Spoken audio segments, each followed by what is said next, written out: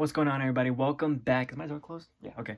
Welcome back to another review on Clutch Cinema Talk with your boy KC. And today we're going over the newest addition to the Marvel Cinematic Universe, Doctor Strange and the Multiverse of Madness, directed by Sam Raimi, obviously best known for his Evil Dead movies and doing the Spider-Man trilogy, among other things, starring Benedict Cumberbatch, Elizabeth Olsen, and a bunch others. So, first few minutes, we're going to just be really, very, very general, non-spoilers. And then we're going to get into spoilers because I do have a few things to say about this. I usually like talking spoilers in the regular review for Marvel movies.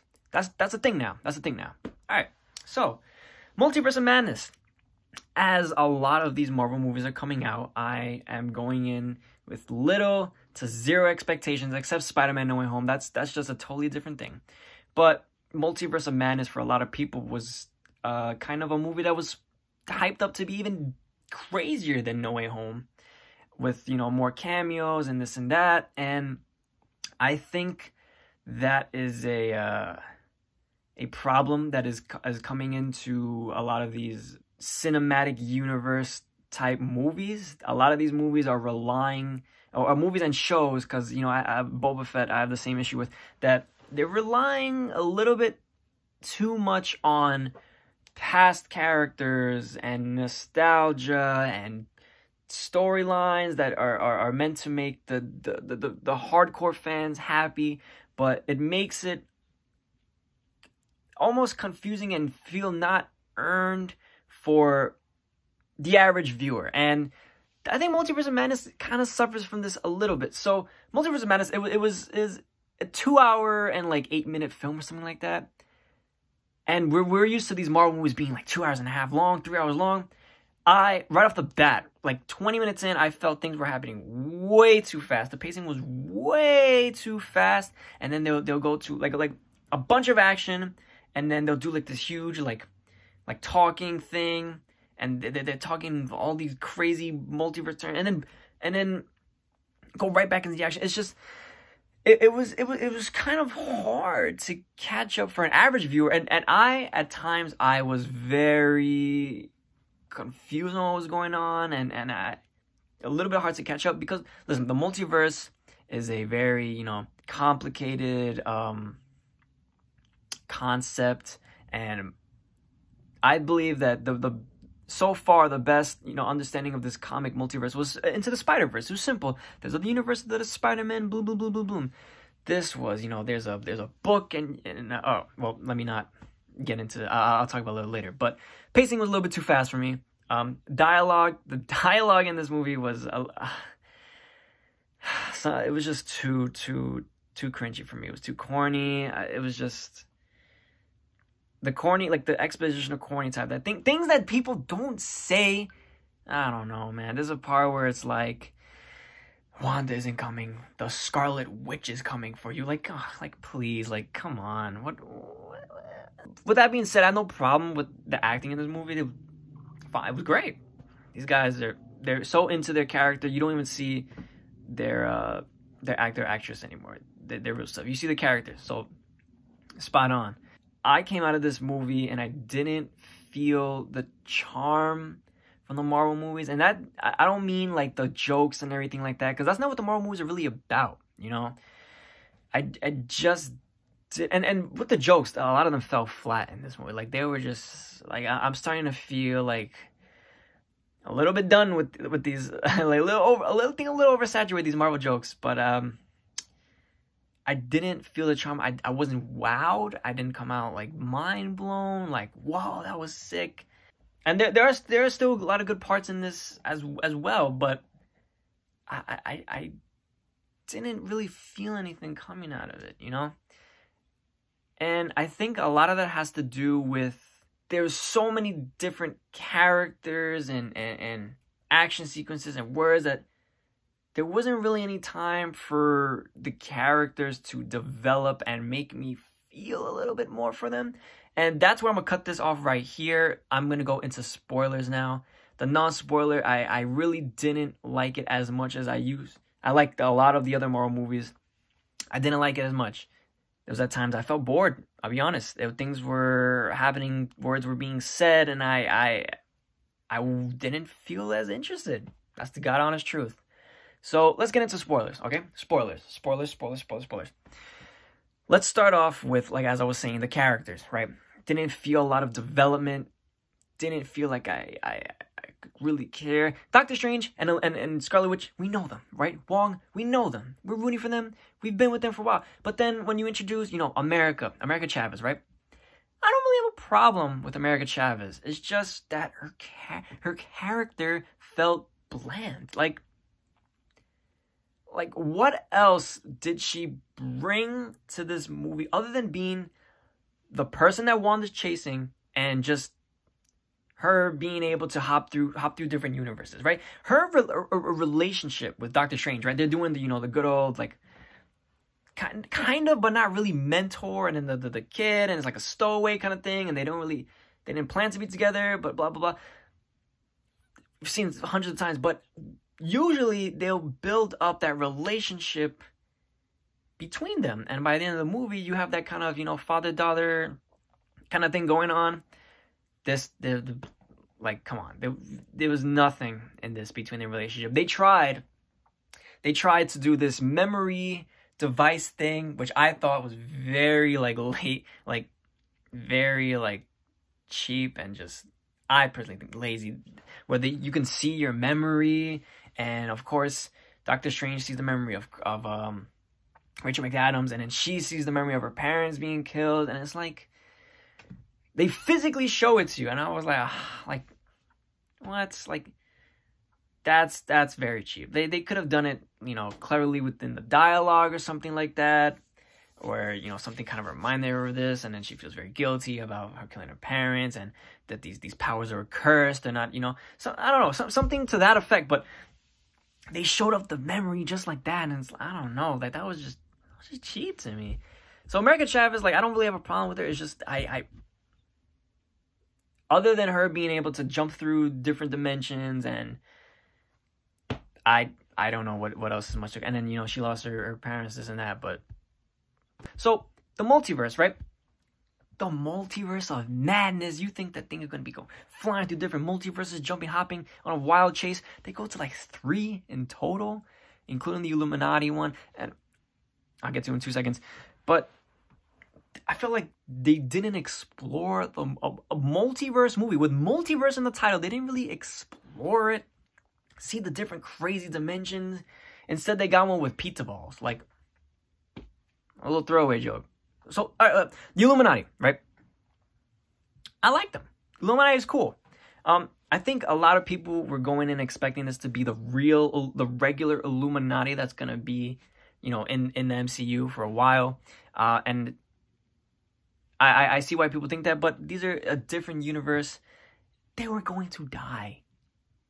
As soon as they were being put on the screen, just to show Wanda's powers and everything like that. And it is unfortunate how short they were, but some of them were just cameos. You know, like Black Bolt, he wasn't going to stay around. Professor X, who are we kidding? He was not going to stay around, okay? Not that version of Professor X anyway. And they're not the main universe's Illuminati, but they were still cool to see heroes of another universe. I like that part about, you know, looking into the multiverse, even though it was just one multiverse.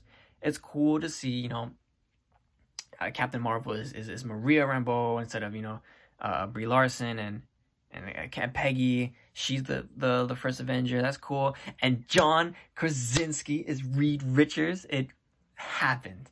That was sick. That woke me up, because I was kind of like dozing off a little bit, kind of. John Krasinski showing up, I did not expect that. Like, if anything, if Reed Richards came up, I thought it was going to be, you know, the OG Reed Richards. I'm blanking on his name. But they did it. John Krasinski. The fans, they pushed and they pushed, and it happened.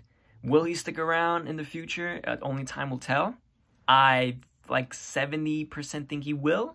He might slide into that director's role for Fantastic Four, but that was awesome. That was awesome. Black Bolt showing up. That I did not expect either.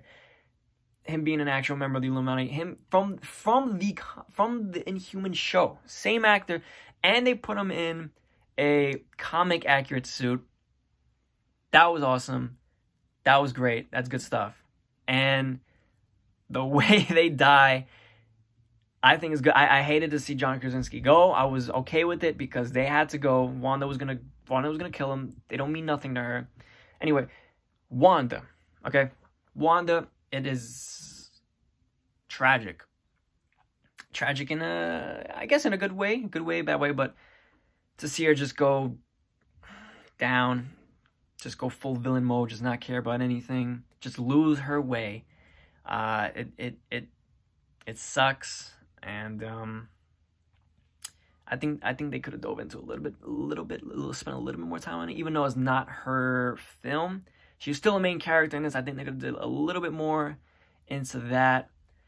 But it's cool to see her not hold back, see how powerful she is, because she is the strongest, arguable against Captain Marvel. But she was about to kill Thanos. She basically defeated him in Endgame. And it's cool to see her, you know, not hold back. Even though at times she does hold back. Like, why does she keep Wong prisoner? Why not just kill him? She killed everybody else because they knew each other.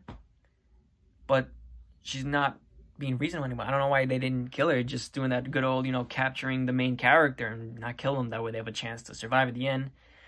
Whatever. Doctor Strange, the other one. It's his movie, right? I love Doctor Strange.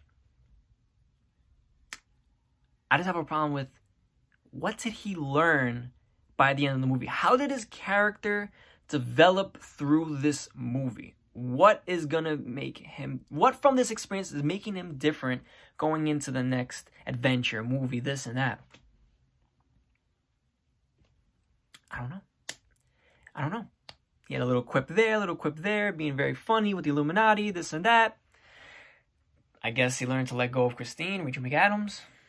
You tell me what Doctor Strange learned from this. Where is he going from this movie? You tell me, because I'm not sure.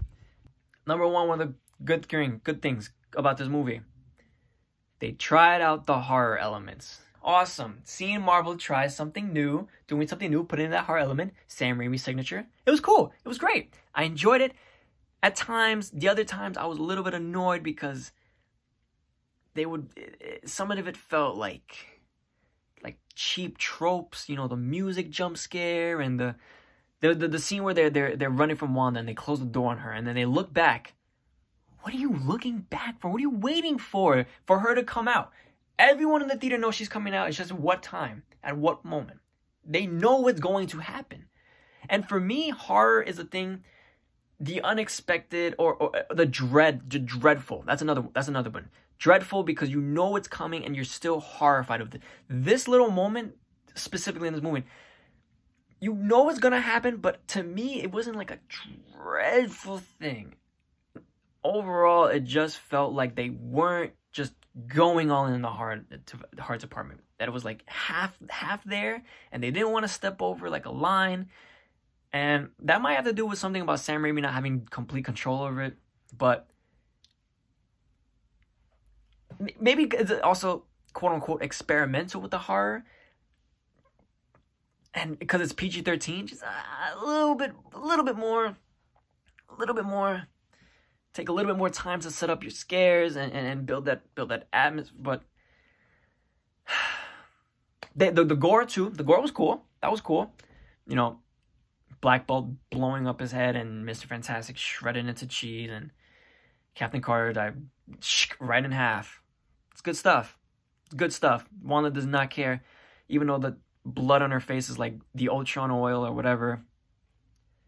PG-13, right? They only have so much they can do, and they do the right job. I'm gonna bring this to a close. Overall, Multiverse of Madness, I think it took a step in the right direction in terms of, you know, that horror theme and introducing the multiverse and it's just these movies can't rely on cameos and old characters to propel their film. It shouldn't be about that. They shouldn't be jamming it down your throat in the commercials. They should just be a part of the movie. I'm saying it should, but I just feel like a Doctor Strange centered about him, and also about Elizabeth, Wanda's struggle and the clash of one who wasn't a hero, could have been explored a little bit more. Give some more development to the characters, especially America Chavez, who's gonna be around because she's probably gonna be in the Young Avengers. Maybe like a good half hour, a little bit more time to flesh out some things with Doctor Strange and America Chavez, and let some things breathe. Explore the multiverse a little bit more, and it could have been a little bit higher for me. I was asked like what number I would put this, in terms of like rating. I honestly don't put it. Like a 7 would be the highest, and anything over than that, and then I'm lying.